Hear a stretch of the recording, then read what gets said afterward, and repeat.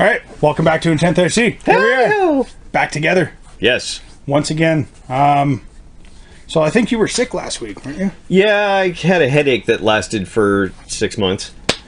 Yeah. I'm not dead. No, but you seem to have recovered nicely from your gender reassignment surgery. Gender reassignment surgery? Yeah, it was great. I turned into an Apache attack helicopter. It's easy for you to say. All right, moving on.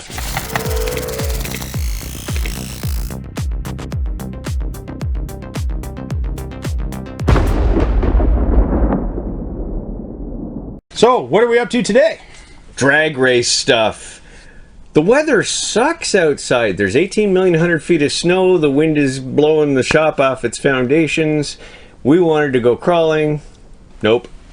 So, Poor crawlers. since we can't do anything at all, let's really do nothing and shoot a video at the workbench. All right, so this here is my Losi 22S, and this is what we're going to call my first drag car.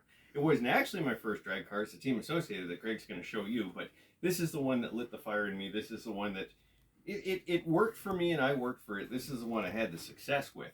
So it is mostly stock. I've made a few appointments to the body. You guys know I'm a scale guy. So I had to throw some scale stuff in there so you can see the Cummins graphics on there and the turbo sticking out the hood and the 3D printed exhaust outlet and the soot that I airbrushed in flat black down the one side. And I couldn't help myself. And before y'all laugh too hard, if you look on YouTube, there is a first-gen Camaro running a Cummins turbocharged diesel, and it actually does pretty good, and I just thought that was just a killer idea. Don't think the car's red, but whatever. I had no control over that. I didn't paint the body. Anywho, let's get the body off of here, and I can show you what is. This is, as I said, mostly stock. I've played with the wheel and tire combination. Wow, it's been sitting on the shelf too long without a stand. My bad. So it's got the Hoosiers up front, and it's got the Proline Reaction Wides. I can't remember what they call them, XL or X or whatever the case may be, the wide Proline Reactions. I've had really good luck with these tires. There is foam in them. I want to try foamless. I haven't done that yet. But they're good tires. I'm happy with them. And so I'm going to stick with them. The stock Spectrum motor is still sitting there, 6,500 kV or 6,900 or whatever it is, I can't remember. It's a centerless motor, which has its limitations, but I've played with the gearing a bit. It performs pretty well for what it is, and for the KV Outlaw class that I'm going to be running in, I'm going to continue to run it. That motor's working for me. I'm okay with that. Now, if you don't really know what you're looking at, it looks like I'm running the stock ESC, but I'm not. I took out the stock Spectrum 100 amp Firma ESC and I put in a 130, and I didn't do that for the reasons that you might think.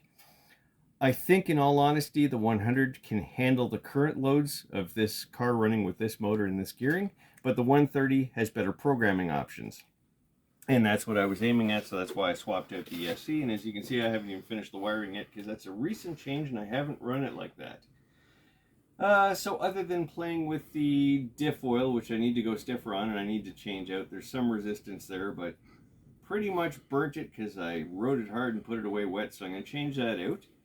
Might even lock it, not 100% sure yet. I've got 70 weight diff oil in it right now. And as far as the suspension is concerned, it does handle pretty well. It launches straight. It goes in a straight line, straight as an arrow. I'm actually really happy with this setup. So I'm pretty much going to run the car as you see it in the 2022 season. So here we go, guys. The Team Associated DR10. Not the factory body that comes on it. It is a 1966 Nova body. I really do enjoy these bodies. I have a couple of them. But let's indulge into what's underneath because the body doesn't really matter, as we know. So we've got a Traxxas VXL 3S LiPo in there for the ESC and the matching 3500 kV motor. A lot of guys in the drag world say that this isn't going to be a good combination unless you have it very heavily setted with the gears, which, as you can see, I believe it's a 24 tooth to an 86 tooth. Spur, so pinion to spur gear, and you know, I think it's going to pull very greatly in the KV class. That being said, I have to touch on the suspension a little bit. Chris himself, this was his old car. He touches on it a little bit, that he, you know, had his first car, which was the DR10, but his first real car that interested him was the Losi. That being said, I think I've got to dial in the suspension a little bit more to be able to get it to set the traction down in the rear. The tires on this one are a little bit crappy if you can see a little bit there. This one's got the tears in it and stuff like that. And then this one's nice and smooth. Those have to be changed. Suspension has to be changed. I'm not going to drag on it too much because there's more videos to come with this one because it's got to be, well. So here we are. We've got the Traxxas home-built drag car. It's got a nice, beautiful Nova body on it and stuff like that, which we'll maybe get into at the end of the video. It is really a beautiful car. It was done by Zoom Room RC in Newmarket. And honest to God, I love it. But let's dive into what you really care about, and that's the electronics and everything like that. So anyways, it's got the beautiful 120 amp quick run Hobby Wing ESC in it. I did purchase it off of Amazon. I believe it was about 98 bucks. But either way, I decided to put these booster cables of wires on it, which are 10 gauge.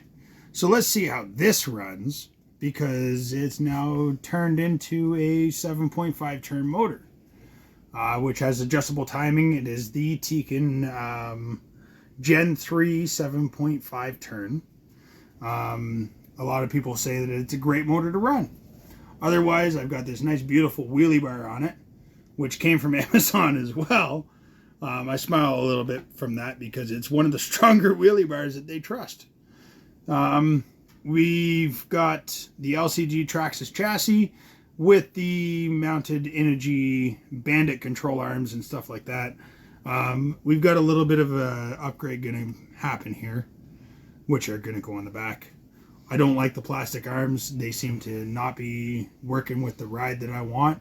I want it a little bit stiffer. They seem to flex a little bit more with the factory shocks on there, changed with the springs. And I just think that my hookup is going to be a little bit better if I switch to aluminum instead of plastic. So that's my opinion. At the same time too, guys, I think this is going to be a great competitor for 2022. I can't wait to run it.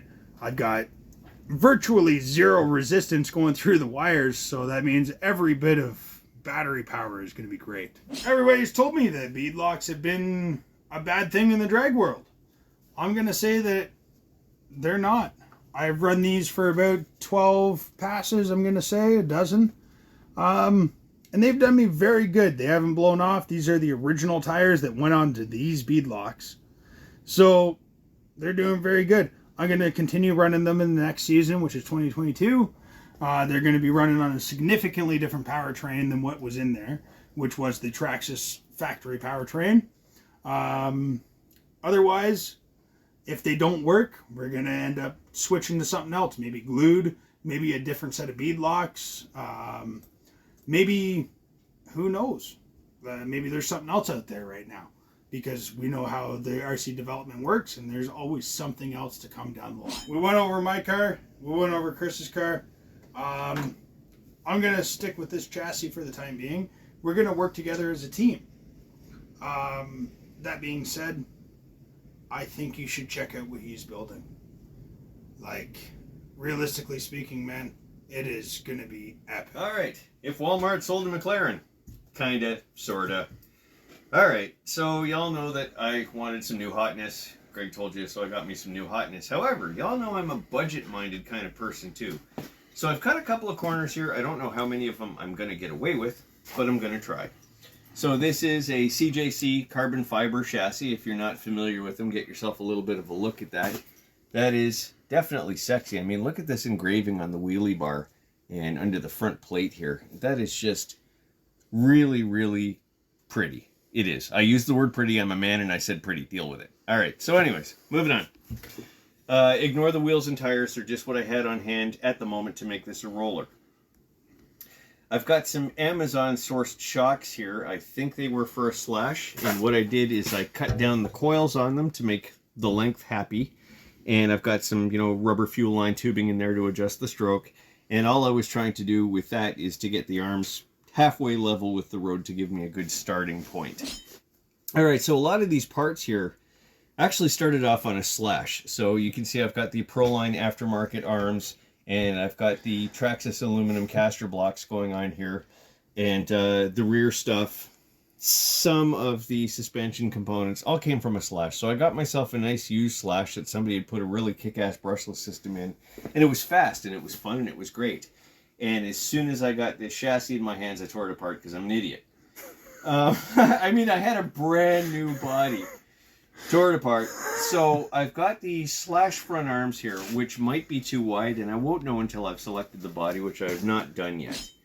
As long as I can tuck them into the body, which I might be able to do with just a little bit more camber in the front end, I don't know. We'll see. So a lot of this is in mock-up. I'm going to find out if those aftermarket Proline arms work. If they don't, I'm going to have to deal with it. I've got stock Bandit rear arms, and I've only got those in because I needed something to set this up and make it a roller right now. So that was a $10 trip to the hobby store. There's some nice options out there, and I'm sure I'll pick something. But in the meantime, I just needed to get it as a roller. The steering servo I sourced from one of my drift cars, only because it was more compact. It's smaller than a standard servo. And I don't think the specs are going to be a problem because, let's face it, you're not doing a hell of a lot of steering. I believe it's, what, an OMG? Yeah, it's an OMG. Okay. Here, if I spin the thing around this way, you can see it. Now, the power system consists of a Hobbywing XR10 ESC, which do have some nice programming options and cost less than the DRK stuff, which I was not willing to spend that kind of money on just yet. So we're going to try the Hobbywing out, and you know, as is my style, I put an XT90 on it. And the motor is a centered, brushless Surpass Hobby 3.5 turn rocket.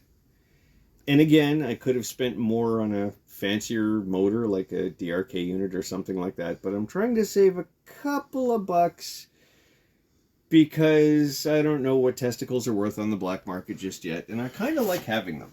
So this is sort of your crazy, fancy, newfangled, high-tech, expensive meets let's try and save a couple of bucks here and there, like these shock spacers, which are actually computer parts, or the wheelie bar wheels, which are you ready for this, for a 3D printer. Those are not 3D printed, they're for a 3D printer, and they've got bearings in them and everything, so they're kind of trick. I think they'll do the job. I've got the Drag Race Concepts aluminum transmission case with stock slash guts in it. As I said, I gutted my slash because I'm an idiot. And the only thing left to decide in there is, as far as the differential goes, do I go out and get an aftermarket sealed diff like the Hot Racing unit and then load it up with silly putty? Or do I put in a spool and just lock the whole schmear up, which I'm kind of inclined to do? I vote spool. Well, if I was putting this to vote, which I'm not, your vote would be noted. All right, guys, huge shout out to the Muskoka Outlaws for getting us involved in this debacle to begin with. But you know what? It's been a lot of fun. There's some great people in the group. Check them out if you're in the area. Totally worth doing. We've had a lot of fun. It was a great start last season, and you know, it was thrilling enough that we're going to continue. So I'd just like to take a moment to thank you once again for watching in 10th RC on YouTube. Feel free to, you know, share and subscribe and tell your friends about us, and maybe just go ahead and hit that notification button, the little bell at the bottom of the screen there, so that you are made aware of when these videos come out.